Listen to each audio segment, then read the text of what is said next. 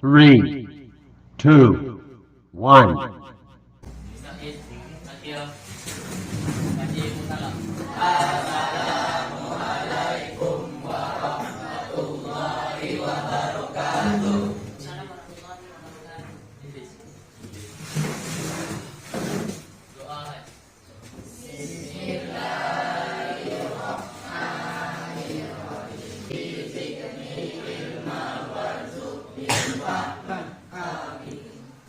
Terus wakilnya biasanya terus surat lagi semuanya. Atau usah itu sama-sama.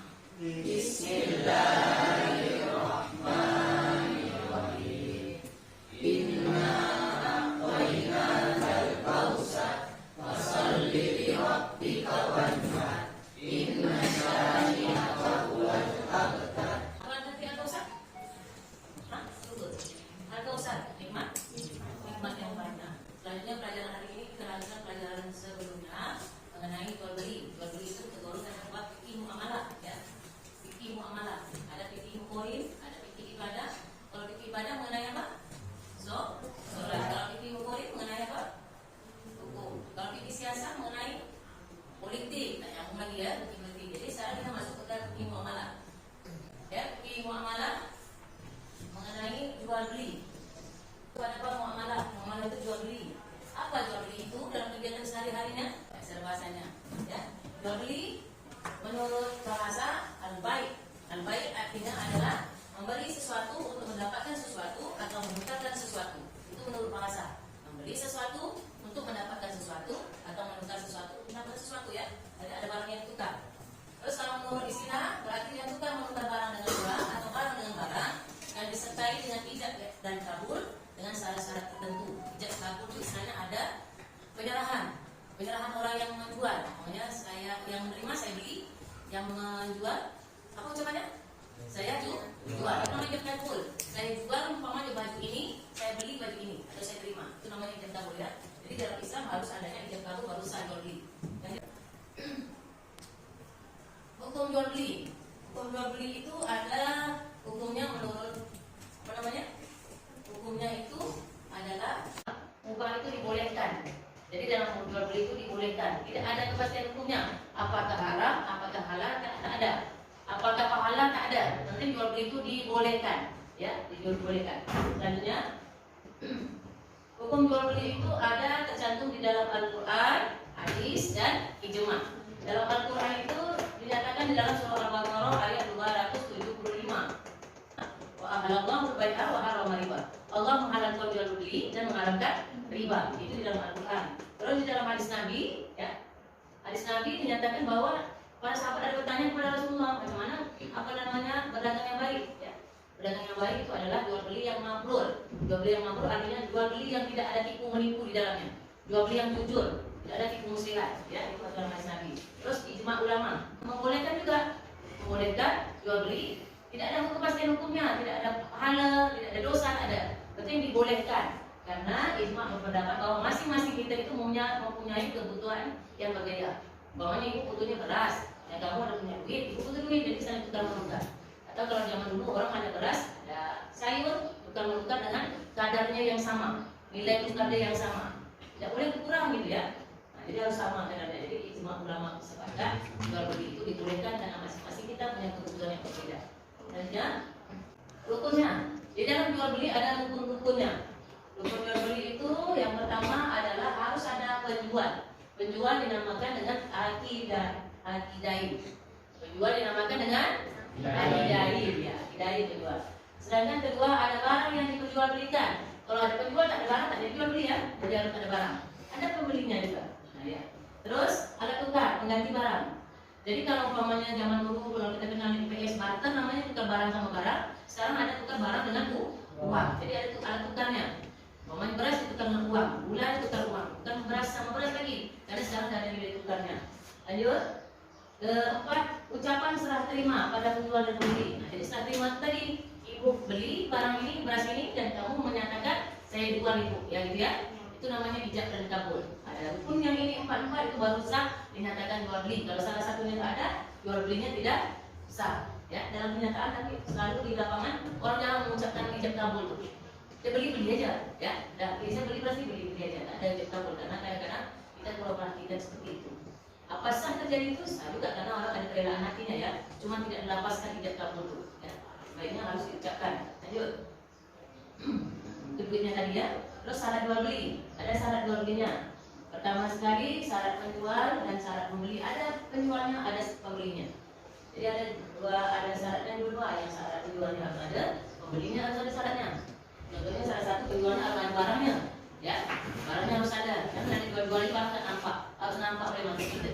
Nah, pembelinya itu harus nampak, bukan umpamanya pakai. Nanti saya lewat ATM ya, nah, nanti kan tak jelas ya, uangnya seberapa. Jadi harus nampak. Syaratnya penjual dan pembeli itu harus ada barang dan alat tukarnya. Terus syarat barang yang dijual belikan. Barang yang dijual belikan ini harus jelas barangnya, tidak boleh remang-remang. Umpamanya nanti jual sayur, dia ungguk-ungguk, yang bagusnya cantik, yang atas, yang bawahnya busuk-busuk. Itu tak boleh. Yang atasnya bagus, bawahnya harus bagus, jelas. Kalau tak jelas, umpamanya ada busuk bercampur disebutkan. Ini barangnya pertama bagus nih Pak, ini ada di dalamnya ada yang busuk-busuk. Kira-kira saya jual sini setuju atau tidak? Tak mau yang dipaksakan. Ya, harus jelas, jangan diremang-remang. Karena berdosa kita menipu orang lain. Lanjut, adanya alat tukar. Alat tukar itu tadi berupa uang. Uang. Jadi ada duit untuk membayar barang yang kita beli. Adanya ada ijab dan kabul terakhir. Ada persetujuan jual beli. Ada ijabnya, ada kabulnya. Ya. Terus macam-macam jual beli. Jual beli itu ada macam-macamnya, ya. Ada jual beli secara sah, ada yang jual beli yang terlarang. Menjelaskan jual beli yang secara sah dulu. Jual beli yang sah itu jual beli yang dibolehkan karena memenuhi rukun dan syarat jual beli. Sebagaimana yang dijelaskan dalam fikih Islam. Jadi ada rukun dan syarat yang tertera di atas tadi harus dipenuhi dulu. Jadi maka itu jual belinya baru dikatakan sah. Yang tadi ya, ada penjual, ada pembeli, ada barang, ada alat tukarnya. Terus ada jual beli yang terlarang. Jadi jual beli ada yang disahkan, ada yang terlarang. Ya. Yang terlarang itu jangan kita lakukan, maka dilarang. Ya. Kalau dilakukan berarti kita berdosa, menipu orang lain. Pertama jual beli strip ijon. Ijon itu jual beli yang tidak jelas barangnya. Umpamanya masih di atas pokok buahnya, buah mangga di atas pokok, masih berbunga-bunga baru buah mangga dia. Dari orang-orang ini saya pesan saya beli sekian. Jual beli yang seperti ini tidak dibolehkan karena bisa jadi bunga yang tumbuh itu bisa jadi gugur, bisa jadi tak jadi buah ya. Sementara tidak beli. Jadi jual beli itu harus jelas barangnya, dah buah dulu, dah masak dulu umpamanya. Barangnya baru tentukan jual belinya berapa kilo nanti kalau tahu dan nampak. Jadi tidak boleh dibelikan dulu tanpa nampak barangnya jelas. Itu dimaksud jual beli ijon. Terus jual beli sperma hewan. Sperma hewan umpamanya kambing nak dikawinkan dengan kambing yang lain itu tak boleh karena kadarnya tak tahu kita. Sebanyak mana kadarnya? Sekilo kah, setengah kilo kah, seperempat. Jadi dilarang jual beli sperma hewan nih. Ya. Jadi sekarang banyak orang jual beli macam-macam jangan hewan. Sperma orang pun dijual ya. Sebenarnya itu dah dilarang. Tak boleh ya dalam Al-Quran dilarang. Terus jual beli barang yang belum dimiliki, barangnya belum ada di tangan orang, pesan, ya baru pesan. Jadi tak boleh, barangnya belum nampak dulu. Orang nak beli kacamata, kacamatanya nampak, jadi belum dimiliki dia. Umpamanya saya nak jual kacamata, barang kacamatanya belum nampak oleh kita, dia baru nak ambil ke sana ya. Tak boleh, harus nampak dulu barangnya. Terus jual beli barang yang haram. Jual beli barang yang haram tu seperti apa? Apa yang barang haram? Sabu. Terus Omar, minuman keras. Terus bab satu bagi bangkai yang yang diharamkan jangan dijual belikan. Dah jelas sabu itu dilarang, haram hukumnya atau orang menjual sabu juga ya. Dan orang Islam berarti dia berdosa selamanya ya. Jual beli yang haram itu dilarang. Terus jual beli anak binatang dalam kandungan induknya. Ya. Jual beli binatang dalam kandungan induknya. Umpamanya kerbau. Kerbau itu dah hamil, mengandung ya. Mengandung perutnya belum lahir, dalam perut dia belum lahir, kira-kira dia dah beli dulu, nanti sebeli anak dalam kandungan itu ya, tak boleh, karena belum jelas bisa jadi nanti dilahirkan kambingnya mati atau baunya mati, ya, jadi tak jadi tak boleh dibeli dulu sebelum dilahirkan dulu. Terus jual beli barang yang belum jelas, sama dengan ini belum jelas, ini belum dimiliki orang yang menjual, itu barangnya belum jelas, tak nampak oleh mata itu, ya. Terus jual beli yang sah tetapi dilarang, yang tadi udah jelas semua tadi itu. Yang terlarang, jual beli yang sah tapi dilarang agama. Itu jual beli sah tapi dilarang agama, ya. Apa maksudnya nih Bu? Jual beli yang sah tapi dilarang agama seperti jual beli pada saat khutbah sholat Jumat.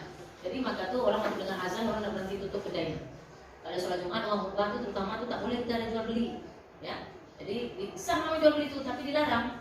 sebaiknya jangan kita lakukan jual beli dulu ya, selesaikan. Itu bagi yang laki-laki. Kalau perempuan ada tak apa, mau udah butuh mendesak kan, kalau perempuan ada jual mendesak harus apa? Biasanya orang kalau laki-laki jangan benar dia tutup, dia paham ya, akan melakukan jual beli ya, orang yang betul dia.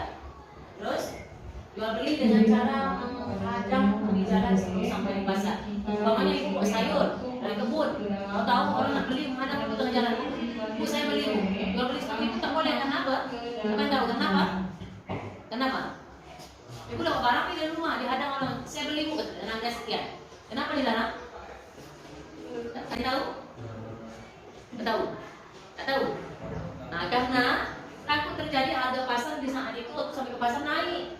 Kalau dihadang di tengah jalan, harga itu nanti dibeli murah seperti harga semalam. Omnya murah harga 5.000 1 kilo. Masih harga semalam kok 5.000. Kalau di pasar orang barang dan naik. Nah, jadi menghadang orang penjual di tengah jalan tak boleh. Sampaikan ke pasar, baru tahu harga pasarnya. Jadi jangan kita cari keuntungan dalam kesempitan orang. Jadi mau sampai ke pasar kita beli dulu nih, biar nanti orang ini kan tak tahu harga pasar. Berarti kita dah ngerti. Nah, itu dilarang dalam agama ya. Jadi sampaikan ke pasar dulu, tahu harga pasar baru dijual. Bukan harga murah atau menawar terserah ya. Terus jual beli dengan niat menimbun barang. Nah, menimbun barang tahu? Tahu menimbun barang tak tahu semua? Tahu tak menimbun barang? Tahu, menyimpan-nyimpan, ungguk-ungguk kalau kita. Dan barang itu beli banyak-banyak disimpan dulu. Dengan niat apa tuh berarti? Dijual dengan harga tinggi, mahal nanti. Jadi kalau barang dilanggar disimpan dulu. Nanti kalau ada barang naik nanti dijual. Jadi niat seperti itu tidak boleh kan? Menimbun-nimbun barang supaya dengan niat harganya nanti melambung tinggi. Umpamanya dia harga 5.000 nanti dijualnya sampai 15.000 atau 20.000. Nah, itu tak boleh ya, berlipat ganda. Terus jual beli dengan cara mengurangi ukuran dan timbangan. Nah, jelas tuh. Umpamanya 1 kilo ukurannya berapa gram? Kilo berapa? 100 gram ke 1.000 gram? 100 atau 1.000? 1.000 gram. Nah, 1 kilo 1.000 gram. Kalau tahu timbangnya kurangi 5 on. Nah, buat timbangan itu tak boleh. Nanti timbangannya ini berat, ada letak batu bawahnya atau besi berani atau apa ya, berat sama. Biasanya kalau kurang lebih miring, tapi ini sama dan dikurangi di bawahnya tuh. Jadi ada kejadian di pasar seperti itu tuh. Kalau barang pemberatnya di bawah, jadi kalau tambah 1.000 gram, dia akan tetap putus seperti itu. Kurangi 5 on atau berapa on, jadi tutup. Jadi yang seperti itu tak boleh ya. Jadi kalau jadi pedagang besok emak atau pedagang bapak atau pedagang tak boleh. Haram macam itu kita makan haram kepada kita. Lanjut. Jual beli dengan cara mengurangi ukuran dan timbangan sudah. Jual beli dengan cara mengecoh. Nah, mengecoh itu tadi aku bilangkan. Umpama jual buah mangga, di atasnya mangganya cantik-cantik, di bawahnya busuk-busuk. Rambutan di atasnya cantik-cantik, di bawahnya busuk-busuk. Atau jual ayam nanti ayamnya pakai apa namanya? Pakai obral, ayamnya cantik atas, bawahnya busuk-busuk. Nah, itu tak boleh. Jadi harus nampak. Ah, kalau busuk buka semua. Ini ada busuknya yang bagus di atas ini mau beli tak? Ya, harus jelas. Gitu ya. Terus jual beli barang yang masih dalam tawaran orang lain. Contoh umpamanya ya, barang tawaran orang lain. Ibu udah nawar dengan siapa nama? Dengan siapa? Linda. Ibu udah tawaran dia, nyanyi habis besok. Ibu kalau lupa duit nanti dan besok. Umpamanya dalam nunggu besok, yang ini datang lagi yang ketiga nawarkan lagi. Saya nak beli, saya sekarang ada duit. Itu tidak dibolehkan. Selesai itu keputusan ibu dengan dia, besok ibu datang kalau tidak beli, baru dia boleh melanjutkan jual beli ya. Kalau selagi ibu putus dengan dia, berarti kamu tak boleh datang untuk jual beli. Itu yang dimaksud dengan jual beli barang yang masih tawaran ke orang lain. Paham ya? Nah, terus? Mungkin apa di situ materinya ini. Jadi terakhir tadi barang itu harus yang pembelinya tadi maksudnya itu ya harus selesai dulu dengan pihak kedua, baru udah ketiga baru tawar menawar. Di situ ada pertanyaan? Ada pertanyaan enggak? Aku aja tanya terserah aja satu pertanyaan. Iya. Nah, itu kadang begini. Orang kan sperma hewan kan yang umpamanya yang ini tak bisa beranak. Tak bisa beranak ya. Nah, jadi supaya bisa beranak yang ini umpamanya kambing satu ini beranaknya banyak terus. Dijual sperma laki-laki dia berat perempuan atau yang jantan betina dia. Jual supaya bisa beranak ya. Dijualnya. Jadi jual beli yang seperti itu tak boleh kan kadang kita tak tahu. Satu biji kan yang tadi kita beli apa suntikan atau berapa duitnya. Jadi ukurannya tak bisa kita ukur dengan uang atau apa dengan timbangan umpamanya sulit ya. Tidak dibolehkan jual beli sperma hewan. Apalagi macam jual beli umpamanya tadi yang menjijikkan tuh ya, yang barang-barang yang kotor tai dijual beli ya, ada bisa gas itu tak boleh. Kalau kasih sebut aja dengan tempat WC kita tuh dibuat aja terserah saja, tapi kita jual tak boleh kita makan begitu karena barang itu kan najis ya, kotor, berarti kita makan barang najis. Paham tuh ya? Nah, mungkin sekian pelajaran hari ini, kita sambung untuk minggu depan. Assalamualaikum warahmatullahi wabarakatuh. Waalaikumsalam.